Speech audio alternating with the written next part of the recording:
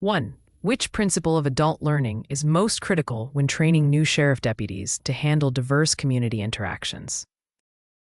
A. Memorization of laws without context.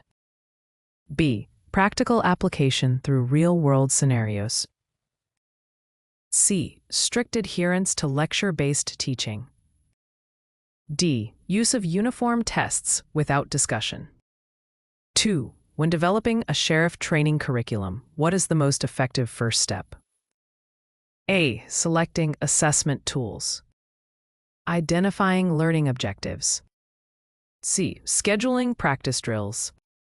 D. Designing final examinations. 3. Which evaluation method best measures a deputy's ability to de-escalate volatile situations? A. Multiple choice written tests. B. Observation during simulated scenarios. C. Peer feedback surveys. D. Self-reported confidence logs. 4. What is the most effective way to reinforce communication skills among sheriff trainees? A. Continuous reading assignments. B. Role-playing scenarios with feedback. C. Watching recorded lectures. D. Memorization of communication theories. 5. Which instructional strategy aligns most with adult learners' need for self-direction in sheriff training? A. Rote repetition of penal codes. B. Allowing deputies to set some personal learning goals. C. Mandating uniform pacing for all trainees. D. Assigning group projects only. 6. What type of mentoring approach is most effective in fostering ethical decision-making? A. Autocratic directive style. B. Questioning and reflective discussions. C. Ignoring personal values. E. Memorization-based instruction. 7. During curriculum development, which factor ensures compliance with state law enforcement standards? A. Adopting commercial textbooks without review. B. Aligning objectives with certification requirements. C. Using only instructor preference for content. D. Avoiding periodic updates. 8. What is the most reliable method for assessing deputies' long-term retention of training material? A. Surprise pop quizzes. B. Field performance evaluations. C. End-of-course tests only. D. Instructor opinion. 9. Which regulatory compliance principle must be considered when creating sheriff training on firearm use? Following state POST, Peace Officer Standards and Training Guidelines. B. Designing content around trainee preference. C. Minimizing documentation for efficiency. D. Excluding federal safety requirements. 10. When evaluating a deputy's report writing, what assessment tool is most appropriate? A multiple choice test on grammar rules. B. Rubric-based scoring of real reports.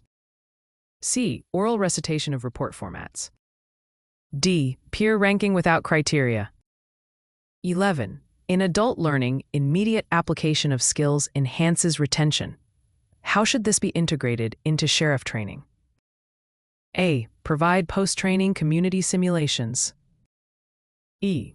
Delay practice until certification is complete. C. Focus only on theory in classrooms. D. Reduce opportunities for applied practice. 12. Which mentoring technique best supports deputies struggling with stress management? A. Ignoring personal stressors. B. Providing peer-led support sessions. C. Offering punitive measures. D. Assigning longer shifts. 13. What ensures fairness in evaluating sheriff trainees' knowledge? A. Creating clear rubrics and consistent grading criteria. B. Allowing each instructor to define their own standards. C. Relying only on oral questioning. E. Using pass-fail with no feedback. 14. What role does feedback play in sheriff deputy skill development? A. It is unnecessary if the trainee passes exams. B. It reinforces learning and guides improvement. It only matters in final evaluations. D. It discourages independent thinking. 15. Which teaching method is most effective for training deputies on legal updates? A. Reading statutory texts without explanation. B. Case study discussions and scenario applications.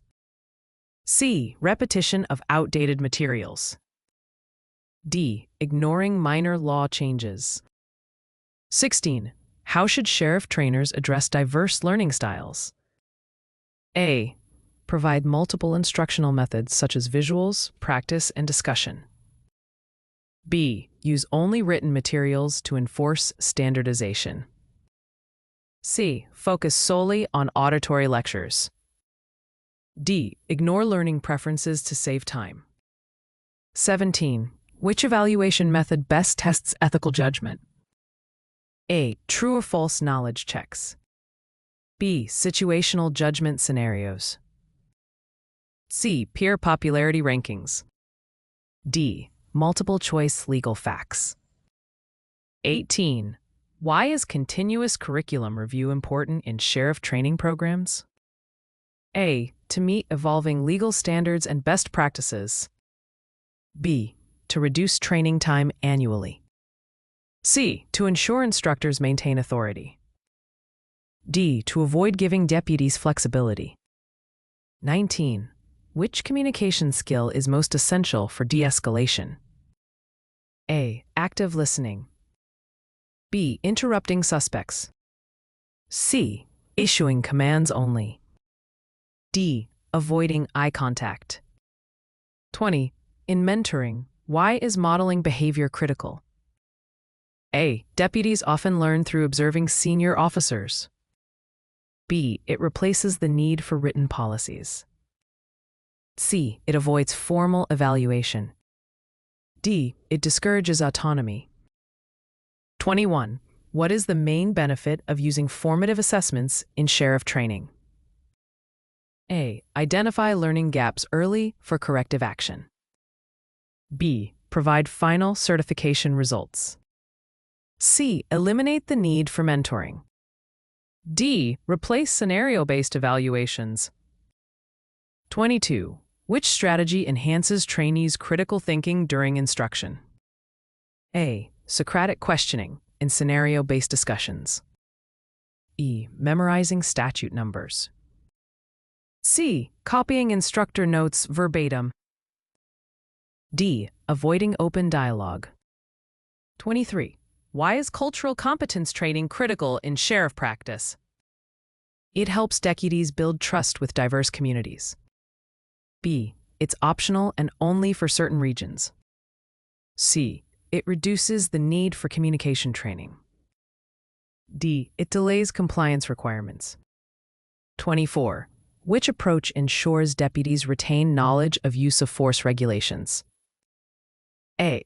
Continuous scenario-based training and review. B. Relying solely on legal manuals. C. One-time orientation sessions. D. Eliminating annual recertification. 25. Which evaluation tool is most valid for assessing field readiness? A. Standardized performance-based assessments. B. Instructor personal opinion. C. True-false written tests. D. Peer popularity votes. 26. How should trainers handle deputies with different prior experiences? A. Tailor instruction to leverage their backgrounds. B. Require identical training pace for all. C. Ignore individual needs. D. Limit practice opportunities. 27. Which mentoring approach builds professional confidence? A. Constructive feedback with encouragement. B. Public criticism in group settings. C. No feedback to enforce independence. D. Ignoring mistakes. 28. Why must sheriff training align with constitutional rights? A. To prevent violations of civil liberties. B. To simplify curriculum design. C. To reduce instructional hours. D. To eliminate community oversight. 29. What is the best way to evaluate communication under stress? A. High-pressure role-play scenarios. B. Reviewing written exams only. C. Self-assessment surveys. D. Instructor-led lectures. 30.